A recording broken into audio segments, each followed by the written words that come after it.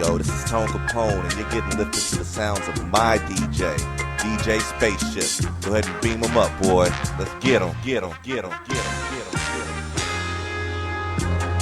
Greetings and salutations from us to all the nations. We're about to get loose, strictly for entertainment. We're reppin' Tampa Bay, 10 toes down. It's waves of the bay.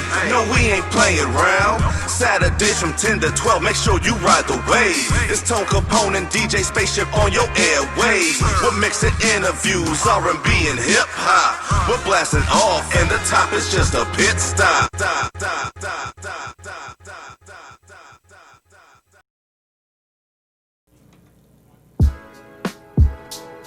Yo, Waves of the Bay. This is WMNF 88.5. I'm Tone Kapone. Spaceship, man, you was killing that, bro. I was all right, man. I was trying to find my groove. Like, I had a couple of ideas when I first got here, and then, my mind kind of just slips me. And because, today is Saturday. So sadly, it's Saturday, and I had to come with a sadly vibe. It's a holiday Saturday on top of that, man. Yeah, and I got to show love to, the homegrown talent that we have here. Shout out to Theo Lodge, play some Theo Lodge, some J-Rock Jones. I'm ready to see what Fresh is about to do in this battle, man. Listen, he's battling tonight. Him and Trig, right? Yeah. Man, listen, that's just been, the path up to it has just been like pure comedy. He's foolish, man. Pure comedy, man. Like, Trig ain't no joke now. Hey, I can't say nothing bad. Trig ain't no pushover. I can't say nothing bad, man. I expect Fresh to come out with the W, though. Yeah, and the thing I like about Fresh, too, is like, Fresh continues to challenge himself and pushes his craft further and further. Most people just stay in one lane, and Fresh he continued to challenge himself, man. Like, multifaceted with it, man. Reinvents himself every single time. Entertainer, goes to the rap battles, and he's a student of the game. Man, we talking about the battles, though, man. I know you got to watch the Verzuz. I know we talked about it a couple weeks ago, try to preview it. I don't want to know what you thought about it. I want to know, what was one of the highlights of the night for you? Let me read you a poem before I tell you what one of my highlights of the night is. The highlight of the night, to me, one of them was watching and listening to Brandy play her songs and sing them and sound just like them. Mm-hmm. Like, she's considered by many to be the vocal Bible. Mm-hmm. I don't know if you knew that or not. Not like that, but I know that a lot of people hold her in high esteem when it comes to that voice. Brandy is considered to be the vocal Bible. Just watching her sing and listening to, I know what it sounded like when I first heard it, and I'm listening to it in front of me, and I'm watching her sing this. Like, there's no studio that she was in the booth in. Like, 20-something years later. Yeah, and it was good to see those two sisters together, and on some positive stuff. Mm-hmm. There's many times that I was sitting down talking recently. There's many times I felt like there's been two women running the game that could have took it to that next level, but, animosity, cattiness, beef, any jive from the sideline gets in the way. So you had Brandy and Monica. You had Cardi B and Nicki Minaj and Lil' Kim, Foxy and Kim. So it's like, it's a point in time, like, I want to see the day that they just unite and just run it. Like, just take over, like Erykah Badu and Jill Scott. Run it, but the Verzuz was pretty good, man. Like, listening to the songs, I already was Team Brandy, out the gate. I feel personally that she won. Monica got hits. Monica's new songs are pretty fly. Monica has hits. The thing that took me aback with Monica was the attitude she seemed to have. Like, she was kind of uninterested. Mm-hmm. Like, she didn't care. Like, I don't know. Maybe it was just me. A couple other people said the same. How much of that do you think is due to her not caring or her not caring for Brandy? I think it's a bit of both. I think it's more. Actually, let me say, I think it's more of her not caring for Brandy. Mm-hmm. Like I said, Brandy and Monica, they both have hits, but they have two different types of hits. Mm-hmm. You know what I'm saying? Like, Monica she's like the Southern Mary J. Blige. But she sings better than Mary J. Blige to me. Like, she has hits on top of hits on top of hits. I don't think she has as many hits or the sheer, like, amount of hits like a Mary J. That hard hitting Mary J. But I could see that. Now, and then Brandy has a different caliber hits. Like Monica don't have a Kanye on one of her songs. She doesn't have a Wanye on one of her songs. She got Wayne. She's got Missy all over a lot of her stuff, and I think that was the Missy Monica combination was like the Timbaland and Aaliyah connection. You see what I'm saying? And I mean, like I say, Monica got hits, but it just her attitude just seemed kind of stank. Like it needed to I feel like she ain't want to be with Brandy. I feel like she doesn't like Brandy at all. You think it still exists? I feel like she doesn't like Brandy at all, man. Like I know a lot of people like speculated on it, but I believe it is completely truth and completely factual after watching that. Because it's somebody, to me, and I'm always in this situation, you know, I got to be like PC with it. Like I try to be cordial to people I don't like. That's what I saw out of Monica, yo. Well, there was and I saw her getting annoyed at the poems and Brandy. And you know, Brandy was throwing her little shade though. She was definitely throwing shade. She was throwing shade. I seen an interview. I think it's Dallas Austin used to work with Monica real tough, and it was an interview he did, and he was talking about it. Like they asked him, like, "Hey, you used to work with, you know, said artists. You know, was there any truth behind the beef?" And he went in depth, and he was like, "Yes, it was legit beef." And you have to remember, back then there was no internet, there was no social media, so you know people really can take something. Reading Vibe magazines, Vibe, you know, trying to figure out what's going on. That's it, and going through publicists and you know crews and stuff. So back then, beefs, you know, was real tough because it wasn't. People, pride and ego, they wasn't gonna just pick up no phone and call each other. They just went by what they heard, and that's why like the beef, even with rap in the '90s, like it was real. Like now, they mad at you today. You get on Instagram and say sorry to later on that day. Well, they do it for sales now. That's true. That's true. But those beefs back then did generate sales. But like, just think about it. Think about how big Brandy and Monica tour would have been if they toured together. Just that one song, "The Boy Is Mine," and they actually did 2 songs together. They could make that work still, but I don't think Monica's interested. Monica's not going to do that. She's not going to do it. "The Boy Is Mine" was disappointing. Yeah, because for one, I ain't gonna let Brandy take that song in the Verzuz battle, man. We're gonna sing that song together. Okay. That's the extra credit song, you know what I'm saying? Okay. But they should have sang that song together for real. Well, I mean, you've seen obviously what happened. And then another, okay, I'm gonna backtrack to the question you asked earlier. Another highlight, the memes that came out of it. I haven't even seen too many of them. Oh man, they had the meme. Well, you remember when Monica had the white shoes on? They have a meme with them sitting on the chairs during the verses, and they put the white shoes on Monica's feet.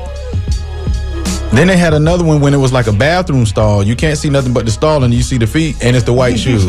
Like, and then there was another one when it was like, let me read a poem, and Monica was like, she was but her body language, she wasn't sugarcoating and hiding nothing. Nah. She wasn't hiding nothing, but it was, it was cool. And Ray J was in the building, but I don't know. I think it definitely did numbers. Man. It did numbers. Ridiculous. Yeah. It actually shocked me, the numbers they did. I'm watching with Wifey. Wifey's a huge fan. Yeah. And we was with Anna. Anna's a huge fan too. So they was doing that both thing. Or just one? Of both. Okay. Me, I'm just like whatever. You just wanted to hear some good just vibes. Like I said, like I told you when we talked about it, I expected Brandy to win. I think Monica has the jams I like a little bit more. Right. But I expected Brandy to run away with that. Like, to me, it's a different caliber of artist. You know what I'm saying? Like, if we're talking like overall and catalog and all, like Brandy and Monica, I don't feel like Monica's in that league. No, she's not. I think for me, Monica. To me, I think Brandy is more worldwide. She did. She played in Cinderella. Did something with Cinderella. Moesha is on Netflix right now and streaming. And and then she had a song on the Waiting to Exhale soundtrack too. One with the prom with Kobe. Yeah, she did go to the prom with the late great. Yeah, this is true. This is true, but it was good, just seeing them together. But that before everything got started, they was on like 600,000-700,000. Yeah, and I know it ended up like 1.2, 1.3 million easily. I watched it on Apple Music this time. Okay, and it was crispy. Yeah, it was crispy. And I want to give a shout out to the DJ that kicked it off in the beginning. And he kicked it off in the beginning, killed it. Halftime, killed it. And towards the end, killed it. Like, shout out to the DJs and the engineers and the producers that are involved with these verses, making it happen behind the scenes. And a lot of people, we know it's Brandy, we know it's Monica, but there's people that really put and put on for that. Make that sound. Man, think about it now versus the first when they first got going, the sound wise. Well, for one, they're in the same room now. They took that from Beanie and Vibes. The first verses, nobody even cared to pay it any attention. Like, I think, wasn't the first one Timbaland and Swiss? Tim and Swiss. Yeah. So I mean, well, yeah, and I take that back. People, true purist of the music, students of the game, they paid attention to that. I watched it. It was pretty dope. And they took it from there, but it kind of got stale because, the pandemic hadn't hit. Everybody had options. There was a lot more options, a lot more things to do. And when the pandemic hit, it was like, okay, what else are we going to do? Where else are we going to go? Get you a bottle, get you a little date. You know what I'm saying? I had a date when I watched the Brandy and Monica. I had a date. As you should. Yeah, but as you should. Some of the verses I cared less for. Who do you see them pulling up next, man? I know they're talking about Keisha Cole and Ashanti. I don't want to see that. I think even though Ashanti's on my list, I could talk freely about her just like Kelly Rowland. You know what I'm saying? Here you go. Here you go. But I don't want to see that, man. I want to see them go a higher tier than that. Listen, you know what I'm saying? I'm gonna echo you again on this one. I want to see Mariah and Mary J. Blige. I want to see Mariah, Mary J. Blige. And then, I know they already had, I want to see them do a producer tandem, like two teams, two against, trying to think of the guys, what's his name? Terry, the guys him and his partner. Jimmy Jam and Terry something? Yeah, those two versus Babyface and L.A. Reid. Why don't they just bring the 3-6 versus, who was they supposed to be going against? 3-6 Mafia? Yeah. They're supposed to be going against somebody, man. Put them against Organized Noise. Let's go. Nah, you Come can't. on now. 3-6 Mafia versus Organized Noise is two different vibes. Everything that they're responsible for? Two different vibes. Hey. I say 3-6 versus Lil Jon and the Eastside Boys. Nah, that's already been done, though. Eastside Boys ain't been on there. It was Lil Jon versus who he killed? T-Pain.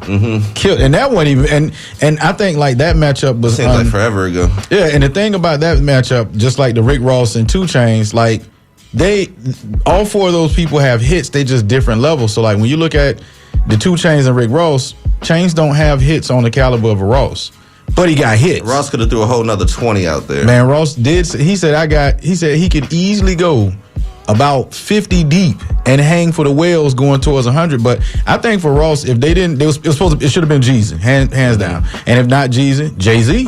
I could see a Ross and Jay-Z. Like Ross, he'll keep it entertaining at least. He definitely will.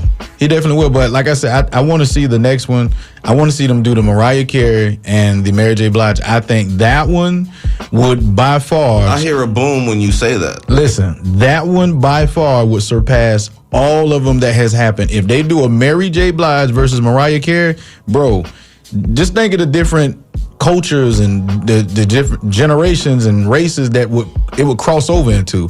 Like that literally would shut the internet down. Like Kim Kardashian did it once, this would be the second time, probably bigger. Because think about it, Mariah Carey, she was the 90s. Oh yeah. And but Mary J was too though. And Mary J was too. And the thing I like about them, they wasn't like beefing or pushing up at each other. They did their thing. They did their thing, but. It just don't have it when Mariah, don't do no acting, Mariah. Don't do that because her acting is terrible. But I think it'll be a good versus though, man. I think that'd be magical. Yeah, I think that'd be magical, man. Or you can do State Property versus Dipset. Nah, they both. I don't know, man. I still want to see that Outkast versus a Tribe Called Quest. I think that'd be good for the culture as well. I think Outkast would watch. T.I. versus Jeezy. Yeah, Outkast would beat that. Run DMC versus NWA. That'd be a good one. That'd be very interesting. That'd be a real good one. We're about to get into NPR News, man. It's Waves of the Bay. We'll be right back after the flip side. This is Tone Kapone and DJ Spaceship. And Saturday nights from 10 to midnight, we bring you Waves of the Bay. Right here on WMNF 88.5 Tampa. With the hottest interviews, the hottest music. You can submit your music for the Tampa Bay Watch segment at wavesofthebay@gmail.com or follow us on all social media at Waves of the Bay. Every Saturday, 10 to 12. Make sure you come and ride the wave. Yes, sir.